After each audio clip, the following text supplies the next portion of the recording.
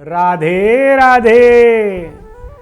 नारद जी, उनके जैसा कोई परम भक्त, कोई विरला ही भक्त होगा जिसे भगवान की ऐसी दिव्य कृपा प्राप्त हुई थी। देखिए, नारद जी चाहते तो इस त्रिलोकी में ऐसी कोई वस्तु नहीं है जो नारद जी प्राप्त नहीं कर पाते, परंतु उन्होंने क्या मांगा? केवल भगवान का प्रेम मांगा, भगवान की दिव्य अलौकिक भक्ति मांगी। ऐसे कई बड़े बड़े भक्तों के चरित्र हम आपको आने वाले एपिसोड में बताएंगे, जिसमें लोगों ने केवल परमात्मा की कृपा ही मांगी, परंतु होता इसका उल्टा है। हम हैं सांसारिक लोग, हमें क्या चाहिए? हम 9 वस्तुओं में उलझे हैं। प्रथम वस्तु, यदि हम बच्चे हैं तो हम चाहते हैं कि एक डिग्री अच्छी मिल जाए, जिससे हमें नौकरी अच्छी मिल जाएगी या हम अपने व्यापार को अच्छा कर सकेंगे। तो पहला हो गया एजुकेशन, दूसरा हो गया नौकरी, तीसरा सुख हो गया बिजनेस। अब ये जब सेटल हो जाता है तब वो चौथे सुख की ओर, यानी वो अपना परिवार बड़ा करता है, विवाह करता है, और वो ये चाहता है कि मुझ में भले ही लाख कमियां रहें लेकिन मेरी पत्नी में कोई कमी ना रहे। क्या ये संभव है? संभव नहीं है। तो ये चौथा सुख है जिसकी वो लालसा करता है। अब 5वां सुख होता है उसकी संतान। अब वो संतान से काफ़ी अपेक्षाएं रखता है, परंतु होता इसका उल्टा है। तो 5वां सुख हो गया है संतान। अब 6ठा सुख होता है धन दौलत। 7वां सुख होता है उसकी शोहरत प्रसिद्धि। जब वो धन और दौलत को पा लेता है तो प्रसिद्धि के लिए अब पैसा खर्चा करता है, ये उसका 7वां सुख है। अब 8वां सुख वो मांगता है कि मैं आरोग्यवान रहूं और लंबा जीवित रहूं। कोई इस युग में मरना नहीं चाहता, सब चाहते हैं कि हम 100-150 साल तक भी यदि जी पाएं तो बहुत अच्छा रहेगा। वैसे कहते सभी लोग हैं कि हमारे सारे कार्य पूरे हो गए, अब तो परमात्मा जब ले जाए अच्छा है, परंतु जाने के लिए कोई तैयार नहीं होता। तो आरोग्य हमारा हो गया 8वां सुख। और 9वां सुख होता है कि मैं जब ऊपर जाऊं तो वापस मुझे मानव देह प्राप्त हो या मेरा मोक्ष हो जाए, और उसके लिए वो धन खर्चा करता है ये सोच करके कि उसे मोक्ष प्राप्त हो जाए। लेकिन जब वो पैदा हुआ था तब से लेकर के मृत्यु तक ये 9 जो सुख वो चाहता है, क्या उसे प्राप्त हो पाते हैं? नहीं हो पाते। इसका कारण क्या है? देखिए, कोई व्यक्ति गरीब पैदा हो रहा है तो क्यों गरीब पैदा हो रहा है? कोई अमीर पैदा हो रहा है तो क्यों अमीर पैदा हो रहा है? इसके पीछे का कारण क्या है? ये आपके कर्मों के हिसाब से ही आपको जीवन प्राप्त होता है, ये हमारे पुराण कहते हैं, हमारा गरुड़ पुराण कहता है इसके बारे में।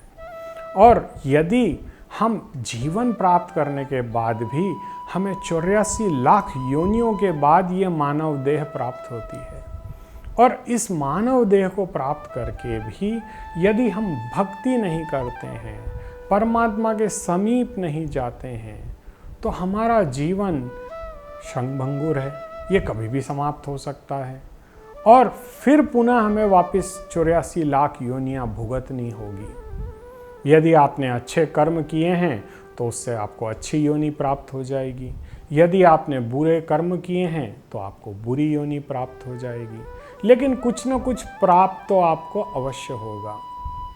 हर व्यक्ति ये चाहता है कि मैं सुखी रहूं, और ऐसी एक चाहत एक मोर में थी। एक मोर को यह ज्ञान था कि मैं पूर्व जन्म में एक बहुत अच्छा संत था, परंतु किसी पाप की वजह से या किसी गलत कार्य की वजह से उसे मोर योनि प्राप्त हुई।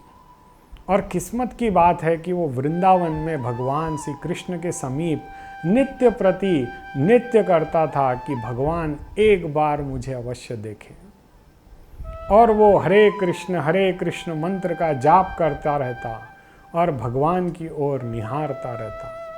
समय बीतता गया, काल बीतता गया, करीब 8-10 वर्ष बीत गए ऐसा करते करते, परंतु गोविंद ने एक बार भी उनकी ओर नहीं देखा। तो एक बार वो एक मंदिर जाते हैं और वहाँ पर संयोगवश उन्हें नारद जी के दर्शन हो जाते हैं।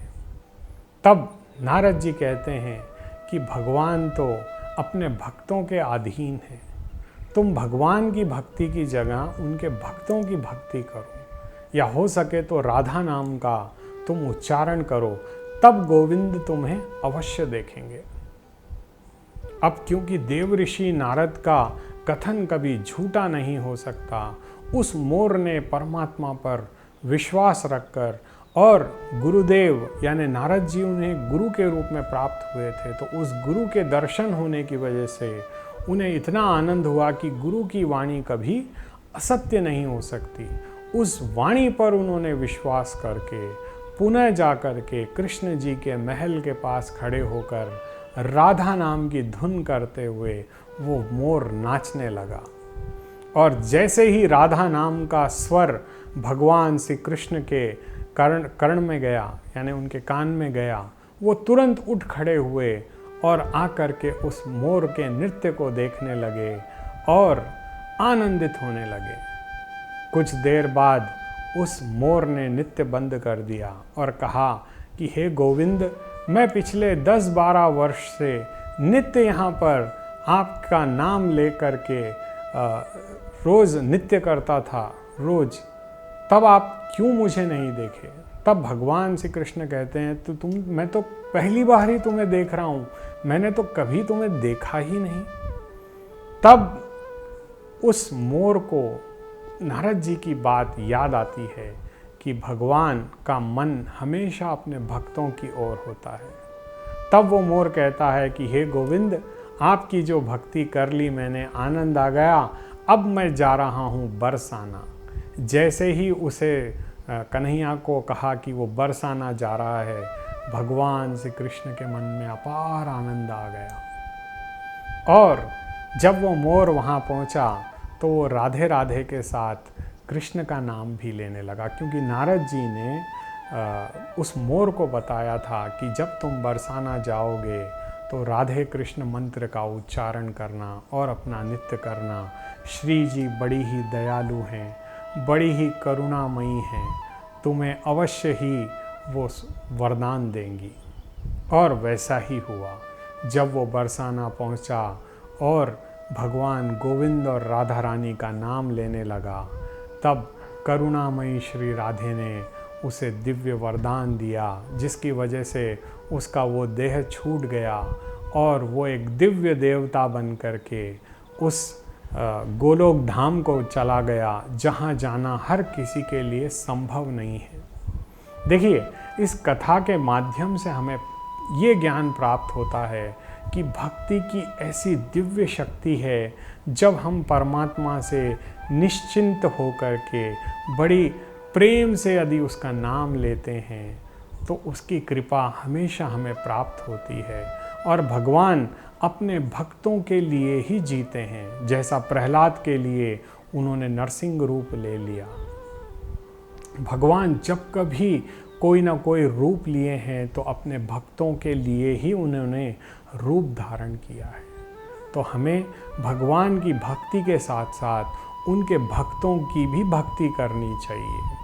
यदि हम उनके भक्तों के चरित्र का श्रवण करते हैं, उनके भक्तों के चरित्र का कीर्तन करते हैं, तो वहाँ पर परमात्मा की कृपा हम पर सदैव बनी रहती है।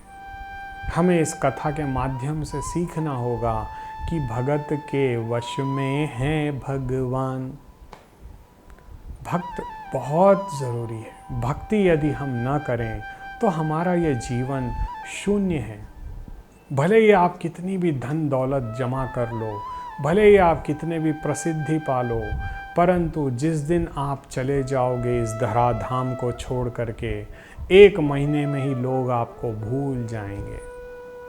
आज देख लीजिए, सुभाष चंद्र बोस, हमारे भगत सिंह जी, गांधी जी, इन बड़े बड़े लोगों ने अपने अपने मार्गों से हमें आज़ादी दिलाई, परंतु केवल आज हम उनकी पुण्यतिथि मात्र ही याद रखते हैं।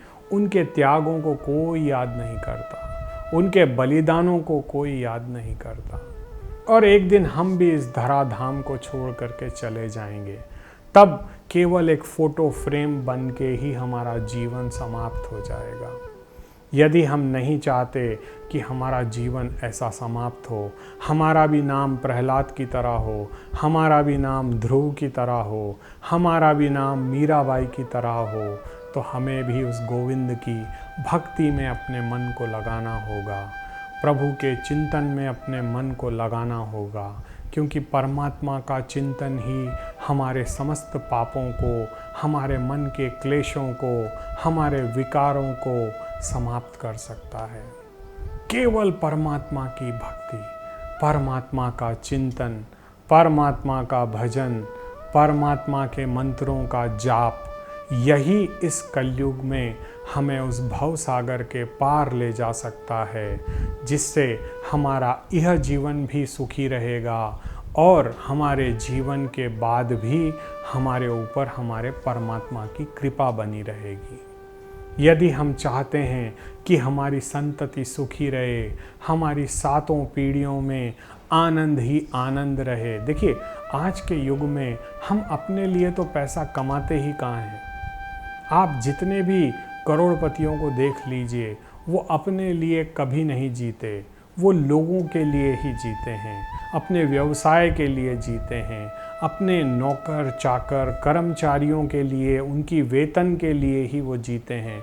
करोड़ों रुपए का लोन लेते हैं, न वो सुख से जी पाते हैं, न रात में चैन से सो पाते हैं। इतना धन, इतना धन, इतना धन, बस केवल धन ही धन उनको चाहिए, और वो धन सदा उनके साथ चलने वाला भी नहीं है, क्योंकि इस लोक की करेंसी आपके परमात्मा के पास काम नहीं आती है। परमात्मा के पास केवल आपकी भक्ति काम आएगी। एक बार इस पर अवश्य विचार करें। राधे राधे।